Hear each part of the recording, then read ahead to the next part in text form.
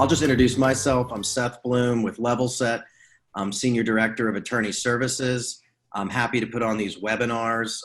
We love people to check out our Expert Center, our attorney network, ask questions. There's a lot of resources there to help you save money and navigate your business in the legal world, and also to meet great lawyers like Andrew Carlton, who we have today. We're going to be doing a webinar called Proven Methods to Protect Your Cash with California Lien Rights. Andrew is an attorney in the Southern California area, practicing out of Orange County, but they handle cases all over California. So I will turn it over to you now, Andrew. Thank you so much for this webinar. I know we have a lot of people out there looking forward to it. Thank you, Seth. Hello, everyone. My name is Andrew Carlton, as Seth said. I've been a licensed general contractor in California since 1989. I was the owner of a design build firm, or co-owner of a design build firm in the late 80s and 90s. We focused on high-end residential projects. I got my law degree in 2000, and I have practiced construction law for the last 20 years. I've been involved in 3 separate appellate cases where new law was made in favor of contractors in California. I've lectured on various construction-related subjects, including change orders in California for the Lorman Education Services. I wrote an article entitled "The Tools Available to Contractors for Recovery of Attorney's Fees" that was published in the Los Angeles Lawyer magazine in 2012.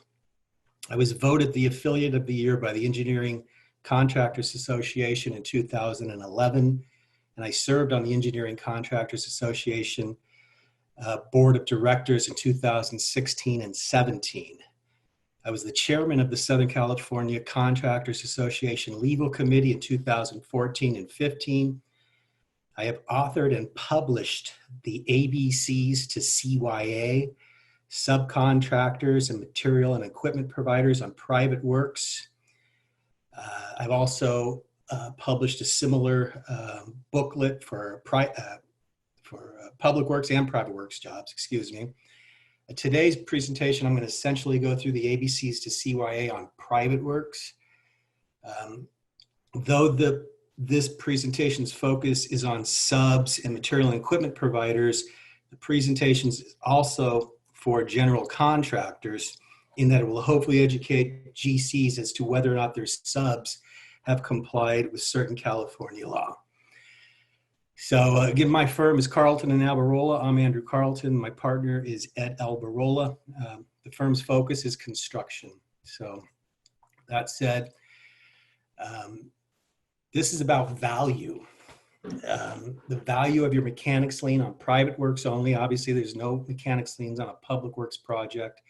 The value of your stop payment notice, which a lot of residential guys or smaller contractors don't utilize, and the value of your payment bond claim.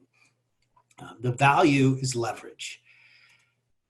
The leverage with a mechanics lien, obviously the owner is going to demand that the general contractor, that's the party you contracted with, or you may have contracted with the subcontractor depending on the tier, but they're going to want the lien off their property, so they're going to hammer the general contractor to get that lien off the property, so you have leverage there.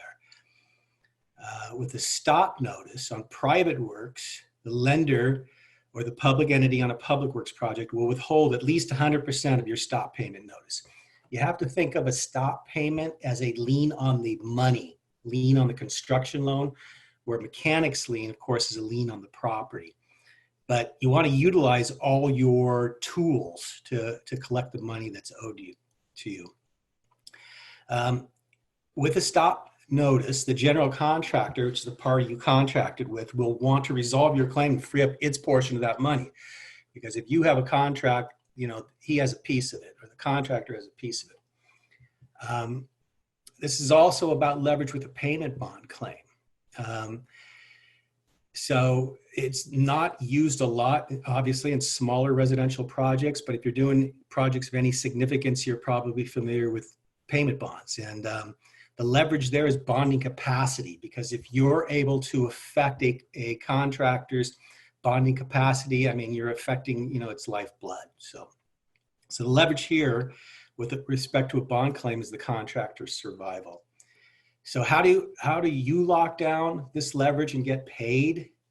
It's you follow the ABCs to CYA. The ABCs to CYA, like I said, they're booklets that I prepared for subcontractors. General contractors can utilize it also. And it literally walks you through the steps that you need to walk through to have the leverage you need to get yourself paid. Where do you get them? I'll send them to you. I'm going to give you my email address at the end of this presentation. This is what it looks like. This is the cover of the ABCs to COI. This is the cover for the private works booklet. And there's also one, like I said, for public works projects. To start out, the most important information is the required information to cover your assets. And this is a booklet in the booklet. This is a page in the booklet that we provide. Second item is the preliminary notice. We've all seen preliminary notice. This is the form that I have created and placed in my booklet that can be photocopied on a copy machine and utilized. And then this tells you, how to take care of it.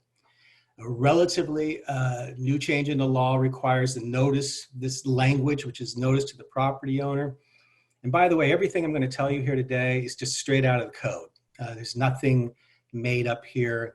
I've gone through the code enough times over the years to where I've, been able to cull out what's important, what to pay attention to. You have to send copies of your notice certified mail return receipt. You send it to the owner, the direct contractor, the lender, the surety, though not required by the code, and I'll explain that later, and the person or entity you contracted with. You might be a lower tier sub, so then you would also send it to that entity if you're not contracting with the direct contractor. How do you know where to serve the owner, the lender, etc.? Presumably someone gave you a pre-lien sheet with all this information when you started the job. It should be part of your contract documents. On the other hand, you can be, with that pre-lien sheet, you should know where to serve your prelim, mechanics lien, and other forms. You can follow that pre-lien sheet, or you can be absolutely sure by following the code. The code says the owner is the person's residence, place of business, or the owner's address on the construction contract, building permit, or construction trust deed. So if you get the information from one of those items, you've satisfied your obligations under the code. For the direct contractor or subcontractor, it's the contractor's residence, place of business, or contractor's address on its contract, building permit, or the CSLB records, which anybody can look up at a moment's notice. The lender's a little tougher. It's the lender's address on the construction loan agreement or construction trust deed. And it has to be given to the lender's manager or other responsible officer or person at the branch that's administering the loan funds. So it's a little more complicated, but you do your homework and you can find out. And of course, you get this information early on. You don't wait until you have a potential claim, because it's going to be a lot tougher to pry this information out of the GC or the person you contracted with if you haven't gotten that already. As far as the payment bond, you serve it on the surety's address shown on the bond, or other documents, or on the records for the Department of Insurance, which you can all get online. So for the payment bond principal, it's the principal's address shown on the bond. So that's usually the contractor's address. He'd be usually the principal on a payment bond. As for identifying the project site, what the code says, it's a description of the site sufficient for identification, including the street address of the site, if any. If you're doing new construction, new development, there might not be an address, so you might have to say the northwest corner of 5th and Main. That's sufficient for identification of the property if it comes down to it. Maybe. So you definitely would want to talk to an attorney or have somebody, determine that. So if all of the information as to the owner, direct contractor, lender, surety, and project address is not provided to you on a pre-lien sheet, in the ABCs to CYA, I have this letter, which you can plagiarize or cut and paste or burn a copy of it and just fill it out and send it, which basically tells the person you contracted with that you're entitled to this information because the code says that the contractor has to give you this information. And in fact, you're in violation of California code if you fail to give a preliminary notice. A lot of times I get a call from a subcontractor, saying, hey, I haven't been paid. I want to do a lien. My first question is, did you serve a 20-day prelim? Anyway, so in most cases, you can rely on information on the Prelien sheet, but if you want to be certain you are in compliance with the code, you should verify the correctness or you could lose your lien rights. Now, the reason that you may be able to rely on a Prelien sheet, that is information that's provided to you without doing a bunch of homework and investigation, is this case, which is force framing. It was back in 2010. It's a framing contractor. I represented it. You don't need to read everything on the screen there. I'll tell you quickly. General contractor, framing contractor, excuse me, did the work he was owed.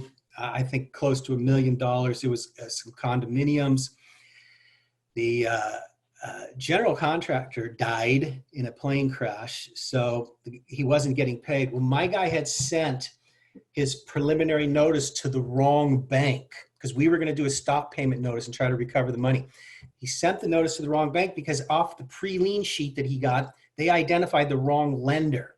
So we had to go to court and basically argue that even though force framing sent the information to the wrong lender, it wasn't his fault because he got the information from a faulty Prelien sheet.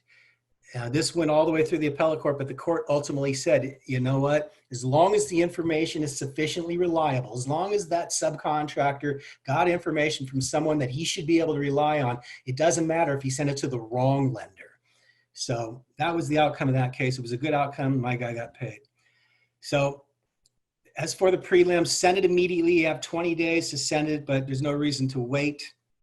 Make sure the estimated value of your work is based on a rational analysis or calculation. I see guys that write on their Prelien sheet, $100,000, $10,000, a nice round number. That is dangerous because there's a case out there that says if your Prelien sheet isn't based on some sort of analysis or calculation, it might not be good. Don't forget to execute and complete the proof of service on your preliminary notice. As for the certified mail receipts, when you send them off, if it comes back undeliverable, keep it sealed up and closed because that's your proof that you served your prelim on that entity. Of course, you have to address the envelope properly.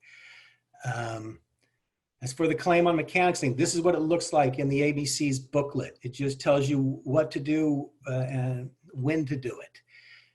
A relatively recent change in the lien is this language. The Mechanics Lien has to have this language. Most Mechanics Lien you see are multi-page documents.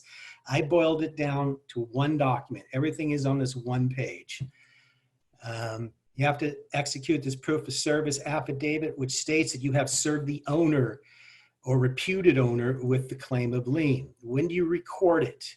A lot of people ask this question over and over. You record your lien after you have ceased work and within 30 days after recordation of a notice of completion or a cessation, which is whatever date, or if no notice of completion or cessation has been recorded, it's 90 days after completion of the work of improvement.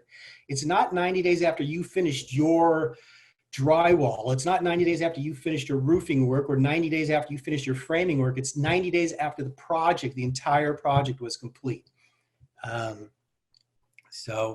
You probably want to be talking to a lawyer if you're getting to this point. When to enforce it. You enforce your Mechanics Lien claim before you file. You must file your lawsuit on or before the date you recorded, plus 90 days. That's the answer. That's the short answer. Andrew, I just wanted to interrupt for a second and just talk to everyone that's in the room and encourage them to ask questions. These kind of Andrew and lawyers like this charge a lot of money, so you have your opportunity now. If there's any questions out there, just go ahead and post them and we'll get to them. Just wanted to put that out there at the halfway point. All right. Thanks, Seth. Okay, so going on with respect to the sum of your claim, a mechanics lien, how much is your lien worth? People want, sometimes pain and suffering for not being paid. That doesn't fly. What the amount of your mechanics lien, it's all the money's due to you under your contract, and that includes change orders, because change orders is money owed to you under your contract, or the reasonable value of your work, whichever is less. But there's cases out there that say your contract amount is the reasonable value. So you can't put your delay damages in there. A lot of guys think they can do that. Don't do it. If you overstate your lien intentionally, it could be moot. Now, if you think you've missed a deadline to record a mechanics lien or stop payment notice, it's possible you didn't, and it goes back to serving your preliminary notice. And what the code says, except for very small projects, except for where an owner occupies the property of 4 or fewer units, if you serve a owner with a preliminary notice, they have to give you notice if they've recorded a notice of completion or notice of cessation. If they fail to give that to you, then you have basically 90 days. It says it right here. So if the owner fails to give within 10 days of recording a copy of its notice of completion or cessation, as the claimant, you shall have 90 days from completion. So a lot of people say, oh, I blew it because 30 days has gone by since the owner recorded a notice of completion. And I say, well, maybe you did it because the owner had to give you notice within 10 days of recording that notice of completion. And if that owner failed, it defaults to 90 days. So there's things like that you gotta stay, abreast of. Andrew, got a couple questions here. One's pretty specific, so I don't think you're going to cover this one. Ben asked if he did the job in a shopping mall, who's the owner? Is it the brand or the mall? Well, I mean, with the owner, with me, I don't know who the owner is. What I do is I find out the legal address, and I have an account with First American, and I look it up, and I find it. So it's whoever's on the deed. I mean, now if you have a pre-lien sheet from your general contractor, whoever you contract with, they should identify the name of the owner, and you could generally rely on that information. Andrew, we're getting a couple different questions, and I answered one of them. People are coming in from different jurisdictions, different states. Whether or not this lien law works in different states. And I basically am telling people, and you can add something to that generally the concepts are similar in most states, but that the specific law is going to be different. Wouldn't you? I completely agree with that. And not only that, the deadlines might be different. California's 30 and 90, I don't know what the other states are. I definitely wouldn't want anyone to rely on the deadlines that I'm suggesting for any other state than California. Okay. And yep, that's all we got for now. Okay. So, all right, then I'll just go on. So what if you fail to enforce your lien within 90 days of recording your mechanics lien? You lose your right to bring an action to foreclose on the property to recover your money. So you're going to lose that leverage. Because again, I mean, the power of a mechanics lien, is that the owner is now going to be an advocate for you that you get that lien off its back. I mean, I've been doing this for 20 years, and I can tell you that the power of a mechanics lien that's done properly and you have the leverage is, and as long as you've done the work and everything's on the up and up, 99.9% of the time you're going to get paid. So when the property owner has a lien against it, the owner is, like I said, is going to apply pressure against the party you contracted with. There's a law out there. You can extend your time beyond 90 days. I'm not going to talk too much about this other than to say you can cut a deal with the owner to extend your deadline to file a lawsuit to enforce your mechanics lien. If you're negotiating, if you're in a good faith negotiation, you record this document and then you're good to go. If you withdraw your lien, you can still come back and re-record it so long as you're within the time frame to record a lien in the first place. So If your time to record has expired and you've not timely enforced your lien, though, you should voluntarily release it, because technically under the code, that owner can file a petition to petition to expunge the lien, and that owner, if he prevails on the claim, which he will prevail on the claim if you blew your deadline, he can get that owner could get its attorney's fees. Okay, stop notice. I'm going to go through this quick. Same thing with the ABCs to CYA. This is the form you're looking at. This is the book opened up. There's some, you just got to fill it out. You got to dot the I's and cross the T's. I don't need to spend a lot of time on this. It's just like a mechanics lien. You have to serve it, which means mail it, certified mail return receipt, within 30 days after recordation of a notice of completion or cessation, or if that hasn't been done, 90 days after completion. So stop payment notice and mechanics lien go hand in hand as far as the timing issues. And I encourage you to start using your stop payment rights on projects where there's a lender, because it's a powerful tool. You serve it, like I said, certified mail return receipt to the owner or the owner's architect if you don't know the owner, or to the construction lender, the construction lender, and that information's in the book. When do you commence your claim? Well, it's 10 days after you serve your stop payment notice. You have to wait that long. And then it's just like the mechanics lien. Within 30 days after recordation of a notice of completion, or 90 days if that hasn't been done, plus 90 days.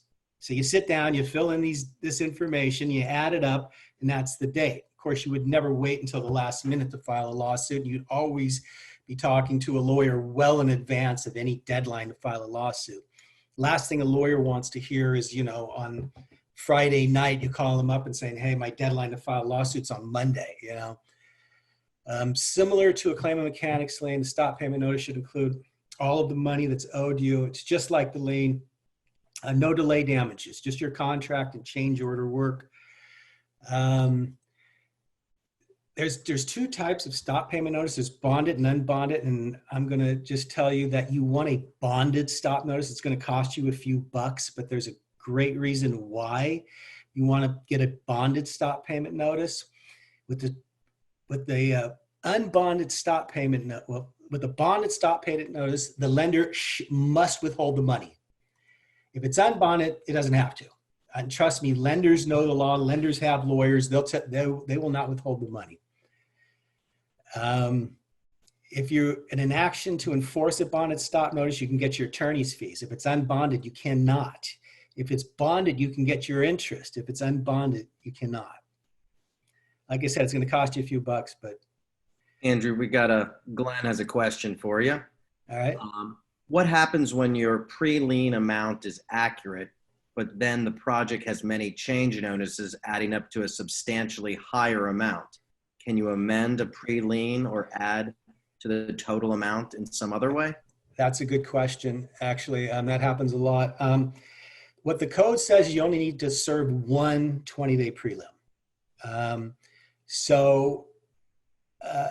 I believe it's legally sufficient just to leave it as is. I mean, when you serve that 20-day prelim, that is the dollar amount that you entered into, and you're fine. Now, that being said, I will often just have my clients serve an amended one. You know what I mean? But if you fail to do that, I'm confident that you haven't messed yourself up. Okay? So moving on here, I guess, I'm looking at the clock. I see it's 11:25 or in the West Coast. So some of you may know about payment bonds. Payment bonds are great tools. It's what happened is a lot of times an owner in a significant project will say, hey, listen, if you don't pay your guys, I want a bond out there that's going to pay everybody off. And so if you do get if there's a bond on the job, when you get this job, you find out that there's a payment bond, take advantage of it. You're looking at the page in the ABCs to CYA to tell you what it's all about. There's a proof of service at the bottom that's relatively new. Here's some important issues. If you haven't given a 20-day prelim, you can still pursue a bond claim. And that's a pretty big deal for somebody that's blown their 20-day prelim. You have to give a written notice of your bond claim to the surety and principal 15 days after recordation of a notice of completion. Now, why isn't it 30? I don't know, to screw you up, but you only have 15 days. If there's no notice of completion, you have 75 days. Why isn't it 90? I don't know. You got to keep your eye on the ball. When to enforce it. This is really good news. The time may be longer, but you have at least 6 months to commence a claim on a bond claim. So that's a very good thing. It's like it's not insurance policy, but it's close to that. It's analogous to that. So whether you served a prelim or not, prudence dictates that the prelim be sent to the surety. Okay, so completion is a big question. I've talked about it. What is completion on a private works project? Well, the code tells us it's a bunch of things. It's actual completion, it's occupation or use accompanied by cessation of labor. It's cessation of labor for continuous 60 days. It's recordation of a notice of cessation after cessation of labor for 30 days. And if it's subject to approval by a public entity, it occurs on acceptance. So the point of all this is it's blurry. It's not clear what completion is. So you should consult an attorney if you think it's close. Beware of multiple contracts. If your general contractor has entered into 2 or 3 contracts with the owner, but you only have 1 contract with the general contractor that covers all 3 of those projects, you have to be careful, because as those phases complete, your clock starts to run. So that's all I'm going to say on that.